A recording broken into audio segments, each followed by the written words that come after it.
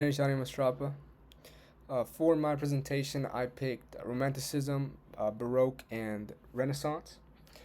Starting off with Romanticism, the first person I picked from Romanticism is John Keats, which is very influential person in the Romanticism time period, in the movement, because he pushed romantic ideas by using emotion and nature, which are very important core parts to Romanticism, to the movement.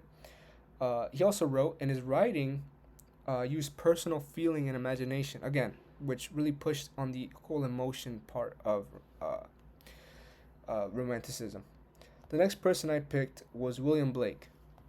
William Blake was a poet and an artist, which is pretty interesting, and he used spiritual themes and bold visuals in both of his literature and his art. Uh, Very important because those things really help push what Romanticism is really about. His work questioned society, and it made people think or look past the physical world more into like in a spiritual sense, which makes his art be more than art. You know, it's almost like a movement itself. The piece that I picked was the Haywain. The Haywain is really good for Romanticism because it's a very simple painting. It's literally like it's a quiet countryside, and it's like has a river, and there's like a I think a wagon passing by the river, and it's very simple. It's just about nature, but it shows the emotion and beauty of nature, which is what Romanticism is really about. So it's really reminiscent of Romanticism. The next movement I picked was Baroque, and the first person I picked for Baroque was Peter Paul Rubens. Now, Peter Paul Rubens shaped the Baroque style because he focused in his art. He focused on using uh, intense lighting, lots of emotion, intense emotion, strong emotion, and very dramatic movement. Which those three are like the core concepts of what makes Baroque what it was. The next person I picked was Johannes Vermeer. Vermeer uh, was much more a quieter, simpler type of person when it came to his art. His art wasn't as, intense and and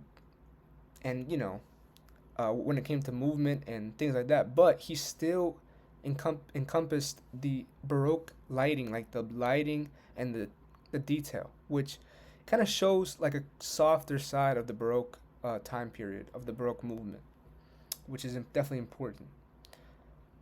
The piece that I picked was Raising the Cross. It's a very dramatic scene.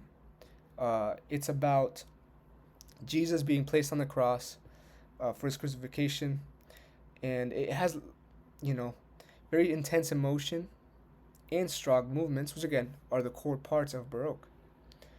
For Renaissance, which is the final movement, I picked William Shakespeare as my first one because William Shakespeare, I mean, obviously, very inspirational and core person when it comes to Renaissance.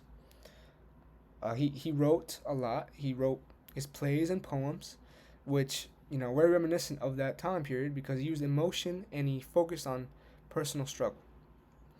The next person I picked was Albrecht Dürer.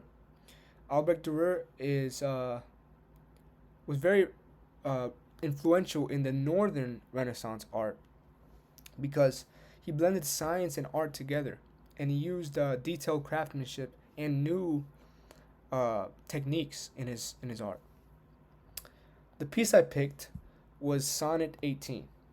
Sonnet 18 was by Shakespeare, of course. Very, like I said, a very inspirational person in that time, and it's about someone Shakespeare loved, and he compares that person to a summer's day, and he uses very like well written imagery and wordplay and expressive language, and he focuses on the beauty of human emotion and the human experience, which is very important to the Renaissance time period.